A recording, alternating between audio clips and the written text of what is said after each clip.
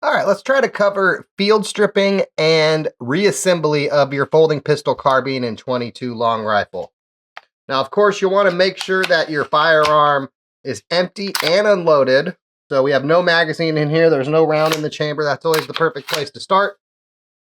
Now, you may need one tool that doesn't come with the firearm for reassembly. I like the number 2 pencil. We may need it, we may not. If we need it, we'll show you when we get there.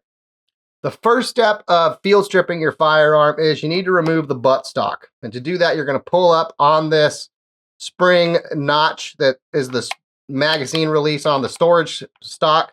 So pull up on that. You might hear a click. You might not. There you go. Stock pops right off. And you may have noticed, you may have not, in the middle of the stock that popped off is the, quote, storage container. This sort of plugs the end where, say on the 9mm version, there's a springs and whatnot. They don't need all that same mass and whatnot. So to fill up the dead space, so to speak, Smith & Wesson has put this storage container in there. I don't know, maybe you can put a fun-sized Kit Kat or something in there. I'm not sure what you would store in there. Probably not food or water. So anyway, we'll put that to the side. We'll need it when we go to reassembly. There is one tool that you may need.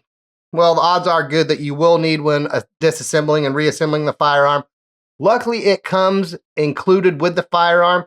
It's this little bit on the end of your pistol grip here. So spin that to the side and you can pull it out. And it's kind of like just like an Allen wrench or just like a ramrod, so to speak. So what you're going to do is you see this silver bit right here that goes through on both sides with a hole in the middle. If you put the ramrod in the hole and push, that silver bit should pop right out like so. We'll set that down. Now, if we pull back on our charging handle, eventually the charging handle will pop off out these slots in the guide rail here.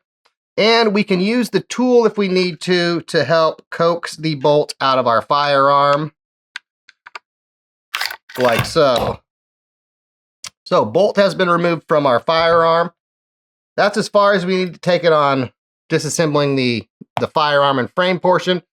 To further clean the bolt, you can disassemble the bolt, remove it from the recoil spring. You're going to pull down on the spring part of the recoil spring and lift the sphere or ball end of that guide rod out of the bolt.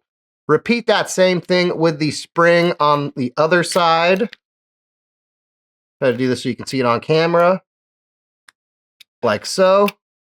And our bolt has been separated from our recoil spring assembly. Clean, oil. All right, our firearm is cleanish. Let's go ahead and reassemble it. It's a fairly straightforward process, reversed what we did. So we're going to put the bolt back on the recoil assembly. We're going to pull back on the spring here and get the spherical end in that recoil, the center of the bolt. You'll notice the spring does not go down. It goes down about 3/4 of the way. So don't freak out if your spring doesn't end up all the way at the end of where the sphere starts. It's supposed to not go all the way. Repeat that on the other side. Pull down the spring, get the sphere in the spot on the bolt. Awkward to do on camera. There we go. Same thing. Recoil spring goes about 3/4 of the way down. And then you can see that's how the bolt is going to move with relation to the recoil spring. There's the gap where that little silver bit is going to fit through. Okay. So now we need to put the bolt back into the firearm. You'll notice the notch here. That'll help you orient it in the proper direction. Notch goes the same direction as the notch cut out on your firearm here. Now here's where I think the help of something like a number 2 pencil comes in handy. Is you push the bolt down and sometimes it'll hang up a little bit.